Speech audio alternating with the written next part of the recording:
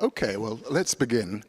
Thank you, everybody, for rousing yourselves from your post-party pillows to come so early to this beautiful theater. Apparently, it dates back to 1770. Just a stunning location. So thank you very much for coming. I'm Timothy Large from the International Press Institute in Vienna, and it's my pleasure to welcome you to what I think is an important conversation about watchdog reporting as a public good, and about the challenges, or at least the perceived challenges, of maintaining editorial independence at a time when the whole media funding landscape is just going crazy. As the crisis of media sustainability has deepened and deepened and deepened, many investigative journalism outfits have pinned their hopes on public money as a way at least to augment their other revenues. But of course, taxpayer money can come with baggage. So the question is, how do you make sure that this funding model doesn't compromise your editorial integrity? And how do you manage the optics, especially at a time when being branded a foreign agent can be deadly?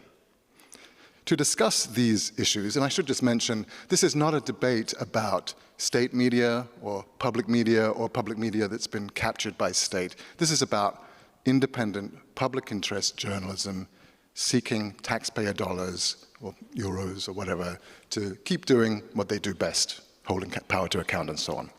So we have a fantastic panel to discuss all of this and more. Allow me to quickly introduce them. On the right here we have Frederik Obermaier, who you may know as the founder of Paper Trail Media. He's also rather famous for leading a whole bunch of very complex cross-border or investigative journalism projects such as the Panama Papers, Paradise Papers, and many more. So welcome, Frederik. Thanks for having me. Anuska Delic is the founder of Ostro. It's an independent, investigative, non-profit outlet that covers the Adriatic region. She's also the Balkans regional editor for the Organized Crime and Corruption Reporting Project, or OCCRP. It's great to have you. Good morning. And finally, Laurent Richard is the founder of Forbidden Stories. You may know Forbidden Stories as an incredible collaborative project that keeps the work of journalists going who have been attacked or imprisoned or even murdered.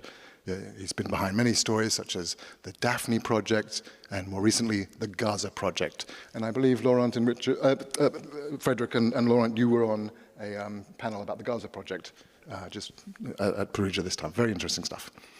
Okay, before we get into it, just one little thing I'd like to say. Apart from being amazing journalists, all three of them, they all have one thing in common, and that is that they are former or even present grantees of a program I have the privilege of running, which is called the Investigative Journalism for Europe program, or IJ for EU for short. And IJ for EU was set up precisely to solve the question of how do you channel public, in this case EU taxpayer funding, into high-quality watchdog journalism without any fear of donor interference or anything like that. Now, I recognize that this funding model, which places editorial independence and the sacredness of it at its very heart, is not necessarily the norm, hence the need for this debate. So just let's kick off with a little bit of full disclosure. Could each of you just tell me how much, if any, public funding your organizations now get and how that sort of sits alongside other revenues in your business model, as it were? Would you like to go, Laurent? Yeah, so with Forbidden Stories, we are a non-profit based in France. Most of we are supported by 15 different foundations, and we receive public fundings from the US, from the National Endowment for Democracy, and it's about 10% of our budget. And 2 months ago, we learned that it will be the end because the Treasury was blocking the liquidity and finally the NED, that is a foundation that belongs to the Congress, this is bipartisan money, they decided to sue the government and they decided to ask the money back, and finally the money came back to the Congress, and then the Congress was able to resume some payments step by step. So, but 90% of our funding are coming from philanthropic foundation, some part is coming from individual donation, and yeah, so this is the big picture about the funding of Forbidden Stories. Thank you. Anuska. So Ostro, Center for Investigative Journalism in the Adriatic region, a tiny center in a small EU country called Slovenia, has, I think, a small media content co-financing grant from the Ministry of Culture of Slovenia right now. It's 24,000 euros or something like that. And then we're on a 2-year project grant together with our sister center in Croatia, Ostro, Croatia. It's a National Endowment for Democracy grant, so I'm not going to repeat what Laurent already explained. And that's that at the moment. Great, thank you. And Frederik, what about Paper Trail Media? Paper Trail Media is completely independent. We are a for-profit newsroom, so that's basically we are funded by subscriptions by partners who we deliver or pitch our stories to. But there's also indirect funding by the EU when we, for example, as part of bigger projects, apply for grants of IJ4EU and sometimes get them. But I would also, I think it's part of the reality that with most of the international collaborative projects we are working in, be it with OCCRP, be it with Forbidden Stories, with ICIJ, with The Examination, with Lighthouse Reports, basically all of them at least get some public funding, and this money makes part of this journalism that otherwise would not have been done possible. The Journalism Impact Report, or the Journalism Impact, sorry, it's called the Journalism Value Project, last year did a survey of, I think it was 174 newsrooms in 31 countries across Europe. And they found that 35% of those newsrooms received some kind of public funding, usually accounting for about 13% of their overall budgets on average. But what's really interesting is that the amounts of money we're talking about here are very low. So in that survey, half of the respondents had annual operating budgets of less than 200,000. So the point is that a very small amount of money, whether it's from public sources or otherwise, can certainly go a very long way. Okay, well, let's gauge the mood of our panelists for a second here with a little quick fire exercise. When you hear the phrase public funding for investigative journalism, give me 2 adjectives that spring to mind. Like just what's your kind of gut feeling when you hear this phrase? Well, I don't know, public interest. There is a question of phrasing the thing. Is that government funding we're talking about or public fundings? So it depends the kind of government we're talking about as well, and the structure of the state that is providing the fundings to that non-profit or that organization. But I remember as well that when I was and sorry to be a bit longer than your expectation on that already. But when I lived for 1 year in the US for a fellowship, and I come after 20 years working for the French Public Services, for the French Public TV. So that is a television that is funded technically by the government, but technically by the taxpayers, by the citizens. So when I was in the US, and some of my US friends look at me and say, oh, this is so state TV. No, this is a public television, and we are free to report, and we have full independence on the editorial. But when I came back to Europe, and then I did create Forbidden Stories, mostly supported by private philanthropists. So they say, oh, where that money is coming from, and what is the interest in supporting that? So it depends the perspective, where you are, the culture as well, about the country where you are in and where you are operating. But yeah, for me, it's when we talk about public funding, I think about, yeah, public interest, of course. Okay, so public interest. Anuska? I actually have 2 adjectives. Okay, good. She follows the instructions. Yeah. I would say generally unproblematic. Say again? Generally unproblematic. Generally unproblematic. Yeah, maybe it's not two adjectives. What is unproblematic? You know, you're a native speaker. Anyway, but I have to explain. I will be shorter than Laurent. All right. Appreciate it. Generally unproblematic because it is kind of almost expected in the nonprofit sector that we all have several guardrails integrated in our editorial processes. And for example, radical transparency is a principle of the nonprofit media, right? So we all publish our data on financing, et cetera, et cetera. So generally unproblematic. So you take it for granted that players in this space, when they receive this kind of funding, they know how to put the guardrails in place and everything to make sure it's not a problem, generally unproblematic. I mean, my tiny center in Slovenia does, and OCCRP, which is huge, also. And most entities like mine or like OCCRP do that. So I can't vouch for everyone, though. I didn't do the research that JVP did, but I'm pretty sure it's like that for most entities. Okay, thanks. Frederik, what words spring to mind when you think of public funding? Must start with a confession. It's more than 2 words again. Oh, okay. I would say in many countries needed more than ever, because I think we have to face the facts. We are living in a time where we are facing a lot of problems, like be it disinformation, corruption, money laundering, state capture, autocratic individuals being on the rise. And on the other hand side, there's less and less media outlets reporting upon those cases. There's media outlets bowing to pressure, even in the US. There is big Western media outlets who are not that interested in stuff that is going on, let's say, in Azerbaijan and Kazakhstan, because for them it feels like being far away, but it shouldn't.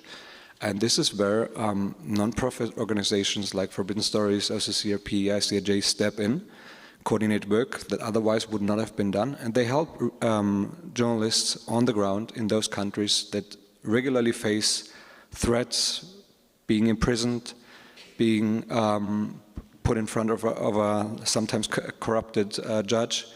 And as long as we have not found another way of financing this kind of investigations and collaborations, I really hope that those public funds stay there and might even like to gain more money.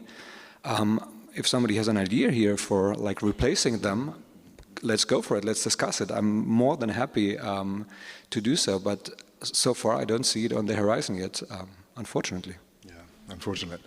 This might be a good time for me to address a couple of elephants in this very beautiful room. The first elephant goes back to when we were first thinking about this panel last year, late last year I guess it was, and the issue of government funding of investigative journalists was on many people's minds following the publication of an investigation by several European media outlets. And I think it's fair to say this investigation, which was into the funding of OCCRP, actually. This investigation, if you call it that, it really created a bit of a furore. It divided the investigative journalism community, I think, in quite a negative way. For those of you who aren't familiar with it, I'm not going to go into much detail, but in a nutshell, it basically argued that OCCRP was an instrument, a tool of the US government. This, of course, is pre-Trump, but a tool of the US government because more than half of its budget came from US grants. And there were other allegations too, for example, that Washington had veto power over key editorial staff, that it set or influenced editorial priorities, and that OCCRP had in some way hid its relationship, its deep relationship with the United States. Now, it's worth saying that OCCRP categorically refuted all of those insinuations. It really pushed back very hard. And it's also worth saying that many in the investigative journalism community condemned the investigations. They found it to be biased, filled with innuendo, possibly failing on even some basic journalistic principles. Now, I don't propose that we spend time here going into the merits or otherwise of this story or unleash that entire huge debate again. But I mention it as important context to this discussion. I think we can't ignore that because it really helps to focus minds on this very critical issue that we're discussing today. The second elephant in the room is everything that's happened since Trump's inauguration. Of course, the US aid cuts being the particular thing. And you've heard a lot in this festival about that. I don't need to go into any more depth on the sheer scale of the shockwaves that have been sent around the world and the impact on investigative journalism and independent media and so on. I mean, IPI, we surveyed a lot of our members about it early on, and it really painted a very bleak picture of the impact of this. One respondent said, democracy dies in darkness, and Trump has just turned out the lights, putting it rather melodramatically. But the point I'm making is, if the question last year, when we were thinking about this panel, was how much government money is too much for comfort, now it's almost become, well, where's the money going to come from? How are we going to fill this gap, as Frederik said? And how do we manage whatever the new landscape looks like? So I think that the questions are even more urgent than ever. So I just wanted to mention that as some pretty key context. Let's now address that first elephant, that investigation into OCCRP. Anuska, you're the rep on the panel from OCCRP.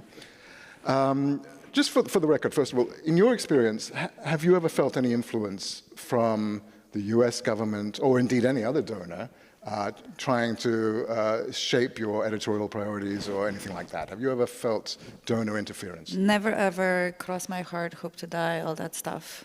Never at Ostro, never at OCCRP. I never heard of a case in other countries' media, like other nonprofits. It's a folk tale, at least from my experience. So, no. It's a folk tale. Kind of. I mean, you know, like Little Red Riding Hood and other folk tales. I guess it's an easy folk tale to concoct, though, simply because you have hardcore investigative journalism and governments in the same pot. But I want to get maybe one or two things out of the way before. I don't know what your question was, you'll repeat it. One, I personally think that there isn't an organization in the world that has carte blanche from investigation of any kind. I do believe, like with any investigation we all do, there should be some sort of substantial suspicion of wrongdoing that we are going to pursue in an investigation. Let's say they had it here. But from the professional standpoint of, I'm an editor also, like it would not pass me, this story, and it would not pass fact-checking in our little tiny center in Slovenia, and for sure it would not pass the very rigorous, like brain damage-inducing fact-checking at OCCRP. It would never pass it. That's okay. So you're clearly not a fan of that investigation. I think that's clear. I don't think we need to go too deep into that. I don't want to. But I wanted to get that out of the way. Okay. Second thing, I'm a one of the Balkan regional editors. So like I'm not all the way up the food chain where fundraising is done. However, OCCRP is internally and externally pretty transparent about what is going on. And so we were actually hearing of this pending investigation for a long time before it actually splashed onto the world. And the question was? Well, I asked you if you'd ever felt any donor interference. You then hadn't. I responded to that already. But I also wanted to ask you just the impact of, again, let's not talk about the stories so much, but more the furore around the story, these issues coming into the public mind. What was the impact on you and your colleagues and your partners on the ground as well? It's really bad. It's really bad in some countries, extremely. For example, India, Serbia, also Slovakia, Malta, Sri Lanka even. Like the quote-unquote impact was very unevenly handed around the world. And, you know, journalists that were already under severe attack, harassment by the government, for example, Serbian Krik, you know, the attacks just quadrupled. It basically gave all the haters of independent journalism an endless well of arguments against us, basically. So I think they didn't want that kind of impact, but eventually there was such impact. OCCRP is a global network of nonprofits, nonprofit investigative journalism centers on, I think, almost all continents. So when you're investigating such a network and claiming that a government has veto power over what it does, I mean, you know, depending on the government in a specific country, journalists will get into a lot of trouble, a lot of harassment, you know, and what it did is it damaged the relationship between the audience and these centers, not only those that had problems, also mine. In Slovenia, we were attacked severely, you know, with baseless claims.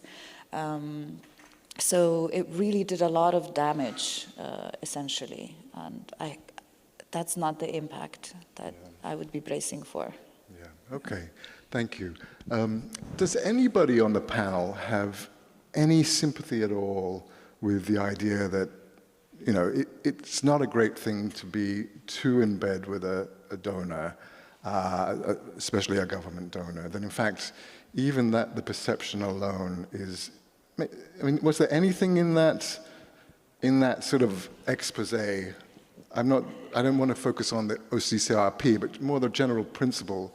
Is there anything in this idea that it's maybe a little uncomfortable to have 50% say, for example, of your budget coming from the US government? That would be a nice thing nowadays, of course, it's all changed, but... No, I think just ideally, you don't want to rely only on one single donor if you are based on organization. The thing is, when here we are, the three of us, we are very involved in cross-border investigation, and we are tackling cross-border issues as corruption, human rights violation, environmental crimes, where you have supply chain all around the world that you want to track. So it's not, most of our work is not only based on one single country. So how to find a business model that will support your work? If you are Mediapart or another organization, most of your work will be focusing on the facts, on the information of the country you're reporting on. So you can easily, not easily, but you can establish and you can work and live with a model that is based on the subscribers. But what about those large investigations like Panama Papers, like the Pegasus Project and others? Who will be supporting that? So no money is perfect, of course. What is very crucial is the red line. What is very crucial is to make sure that your funders are not asking us to investigate that story. And what is very crucial is that your decision process is rock solid, independent, and there are, as Anuska was describing, all those layers on top where it's going to not pass because you have your journalists, your fact checkers, your editors, your coordinators, and all of that need to be put in place to avoid being under influence. So then something to say as well that there is, if you get supported by Open Society Foundation in India, you will be criminalized. If you got supported by USAID in Venezuela, you will be criminalized. So whether it's coming from private or government or state or public funding, whatever we call the origin of the money, you could be criminalized. The thing that changed a little bit for the past months, we're living in a world where conspiracy theories are really pushed by algorithm to go quite fast and then target immediately individuals that their life might change in a minute because of that kind of labelization, or you are a proxy of the CIA, and that was written in some way, or Trump say that, or one tweet of Musk retweeted 1 million times was stating that, and then people are in danger with that. So it goes back to the question of and I think we will address that now, since we know that we are, the US administration decided to not support anymore many news organizations in the world. The key question and the other elephant is the EU, and with respect with what IG4EU was and is doing for years in supporting projects, I really believe that we are in a time where surrounded by autocrats, surrounded by potential future autocrats, where we are witnessing democracy falling live hour after hour, where what the EU is doing to build, not only to support projects, but to support ecosystem on the long term, and to provide core funding. I think it's great to support, of course, projects, but we need to have the EU Commission making some better process to provide some sustainability for the ecosystem, and so that's really key. It's not only we are here as journalists. We are designed as the enemy of the people, but we are just the people among the people, and we are just publishing investigation into the cyber surveillance, into tax avoidance. So that's stories that matters for all of us. So it's a question of public policy as well. Yeah, thank you. Just a little context for people who aren't familiar with the EU scene so much. What Laurent refers to there, so programs like IJ4EU, and there are others too. The EU has been quite good, I think, at making public money available for project-based, so for example, project-based investigative journalism.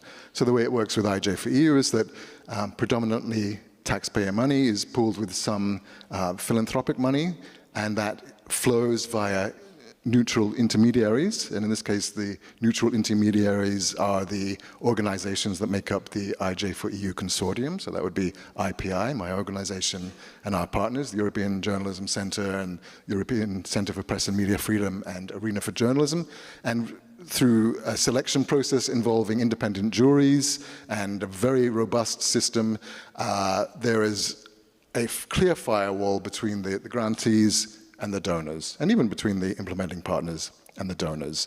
And that kind of model has worked extremely well, I think, for project-based funding. So, for example, 50,000 euros can go and allow, 5 journalists or more to spend 6 months on a really ambitious investigation.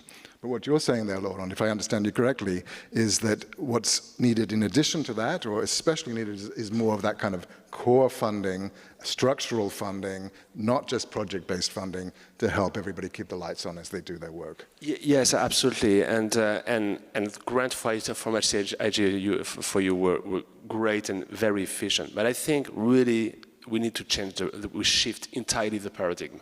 And right now, there is an emergency situation about access to information. And I really believe as well that the EU Commissioner should be inspired by the philanthropic sector, by the private sector, about how to manage co-funding, how to deal with organizations who will be investigating the disinformation, the environmental crimes, all those stories that matters every day. And so this is really, I think, key for the future. Yeah. Okay, thanks, Anuska. Yeah, sorry, I agree with Laurent. I think IJ4EU is a great example of how to make European money more accessible in terms of managing the actual project grant if you get it. Because it's very much pared down, the process. But generally, I'm wearing my Ostro hat now, so generally, European money is pretty inaccessible for small entities, because we simply don't have the manpower or the woman power to manage the EU projects directly, because the reporting requirements, even the application itself. I mean, I remember there was once it was this big, the project that had to be filed. We simply cannot do that.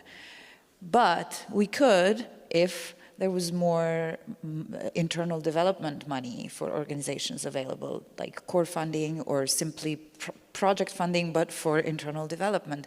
Because what project funding of stories doesn't do, it doesn't give a nonprofit center anything to stand on when the project is over. And when you're from a small country like mine, where we have to literally develop our own human resources, so our own investigative and data journalists, it's simply not feasible for us to be able to just rely on project funding. So, yeah. Okay, I want to get back to the second elephant in the room. We've got about 3 elephants now. Let's get to the second one, which was Trump 2.0 and the world that we now inhabit since the inauguration. I mean, I think that before this second Trump presidency, you could legitimately argue that US aid money and money from other countries came without strings attached. You could argue that the basic ethos was that we're all on the same team here, we all have the same rough goals, we all believe in democracy, accountability, transparency, human rights, all of that good stuff.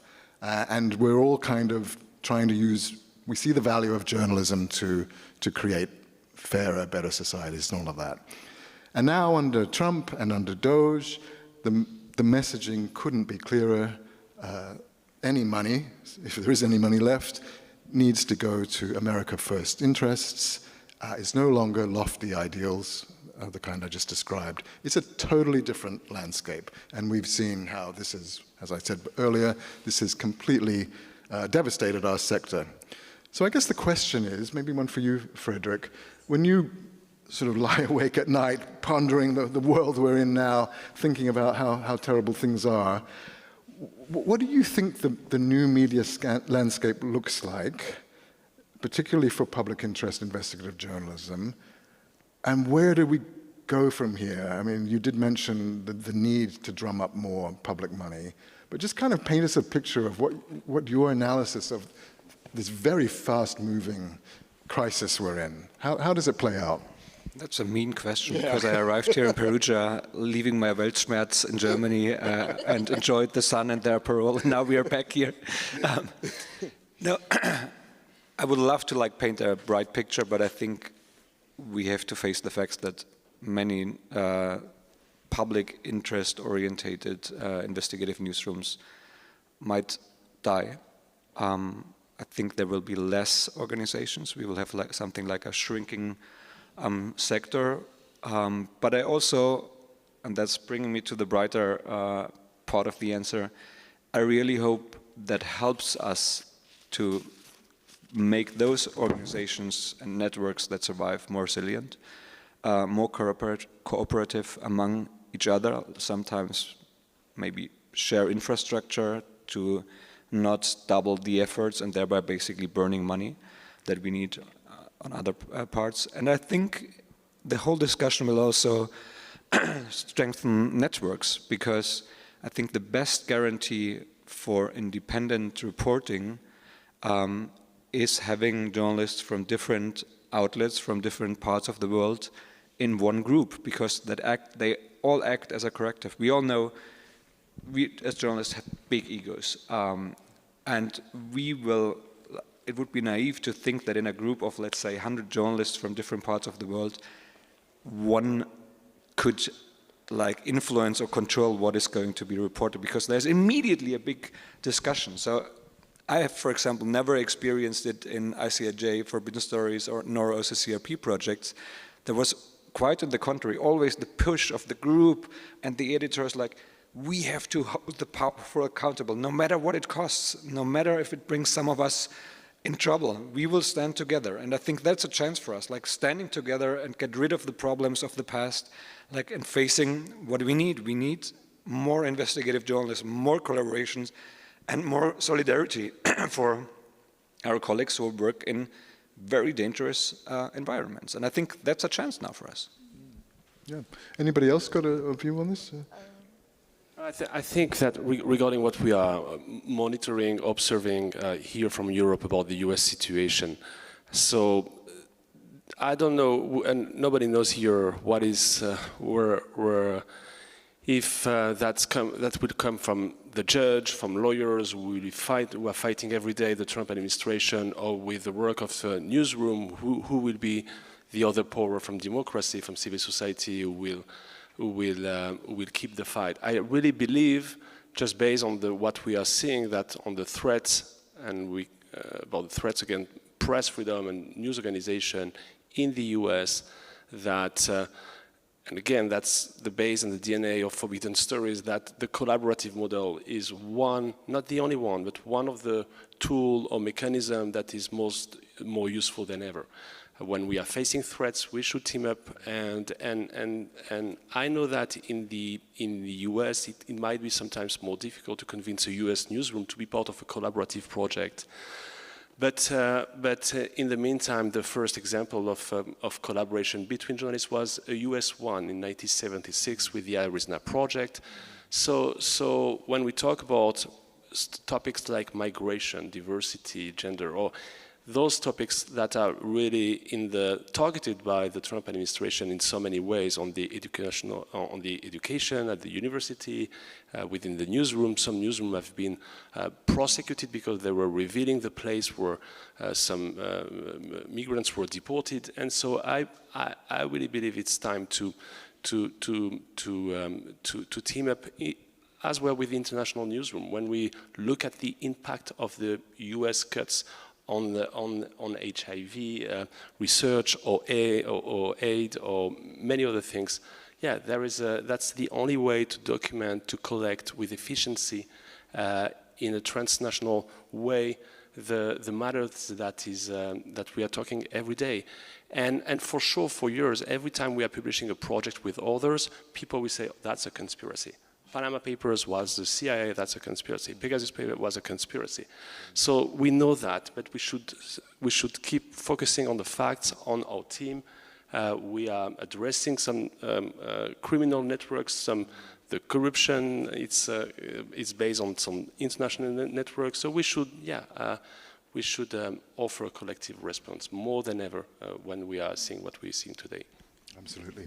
Anuska. Yeah, you asked how things are going to change, so I'm going to go negative first before I go positive. I feel like there's almost like when the COVID pandemic began, it was a hard time for media, like nonprofits, because donors were changing their priorities and rethinking them, etc. And unfortunately, what this USAID horror has done, it's going to probably cause the same thing, which is going to be a great kind of moving around of the money that is limited. And that will probably translate into less opportunities for funding nonprofit, high-quality journalism. And unfortunately, Frederik is right. We will probably see some, hopefully, mergers, but also quote-unquote deaths. So today, it doesn't really matter if you have American government funding or not. The effects of the USAID horror are just going to multiply for everyone. And I think it's especially going to be hard in journalism because, USAID was funding all of these important areas like migration and health, and there will simply be less money for journalism.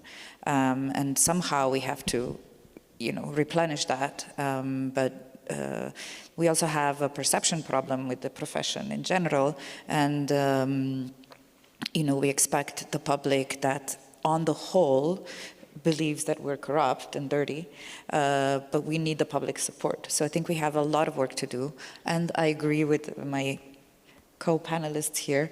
We do need to step together. We are under attack, and we should come up with collective defense of some sort. And collaboration gives is a great tool for that, actually. Yeah. Thanks. I'd like to invite the audience to take part as well. I think we have some time.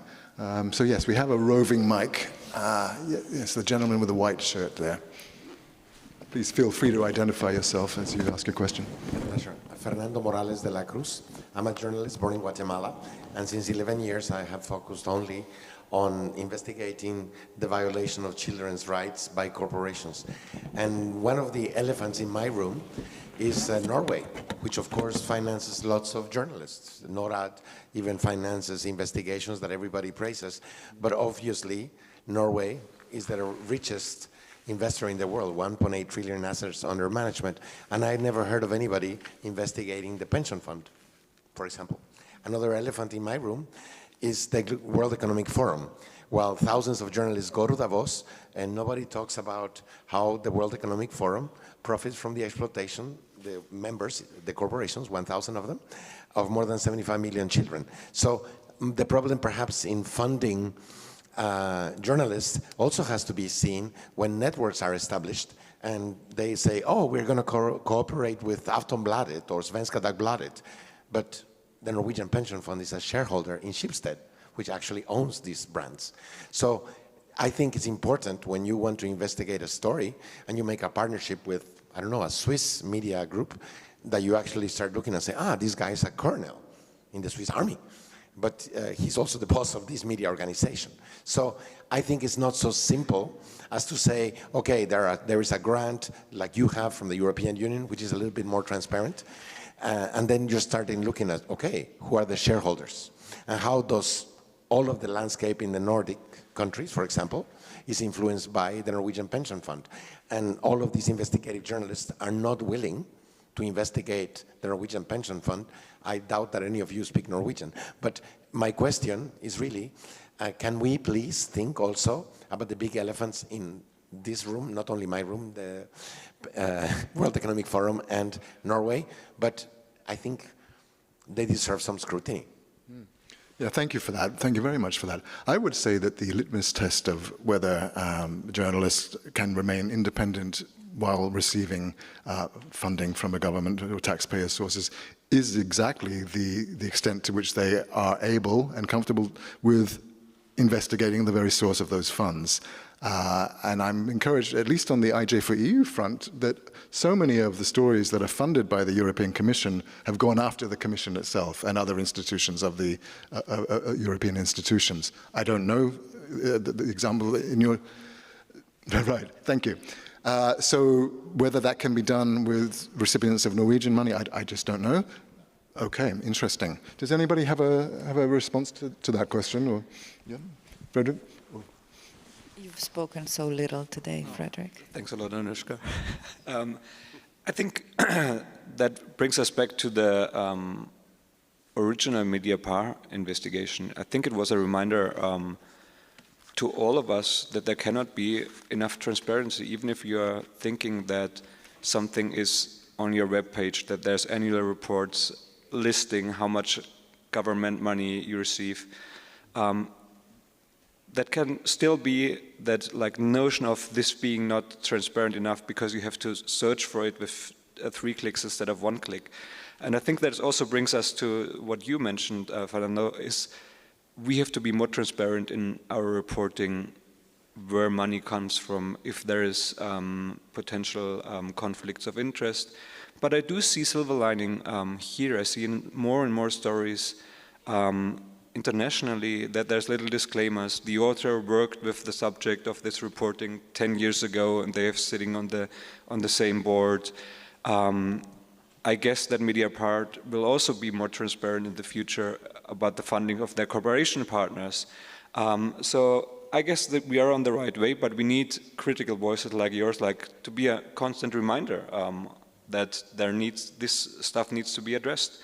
And when it comes to the Norwegian pension fund, yes, there is indeed a good story that needs to be reported. I've seen several reports on the Norwegian pension fund and like the funds of the Norwegian, the Nordic states, but they didn't get the necessary traction. And I think that's something we have to maybe it's not about the story's not been told, but the story is not getting the traction, and that could bring us to how can we better explain it to the public, why there are problems. And I share also your views on the World Economic Forum. For me, it's also shocking to see how many journalists are rushing there, rubbing their backs with the powerful instead of raising their voices. But also there's exceptions. Take Rutger, who stood on a panel calling out the heads of state, heads of government, for their practices. But yeah, as you said, it's only one of the journalists, and I hope there might be more in the future.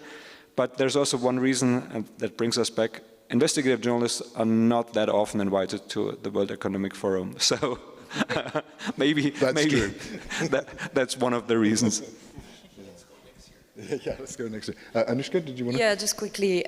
You know, unfortunately, I think when you like really look down the well of money, there's no clean money. It doesn't matter where it comes from. You can always find issues with it. I think the most important is whether outlets have integrity and an ethical code that they abide. As for Norway, I think wasn't there a Dubai Unlocked story about a Norwegian pension fund investing in Dubai? Yeah. So there's some reporting going on there, but of course there's always room for more, right? Does anybody else have oh yes, we have a question over here. Coco in the pink jacket there. Good morning, my name is Coco Gubbels. I'm a freelance project manager for investigative journalism, and I wanted to say that I stand with Anuska.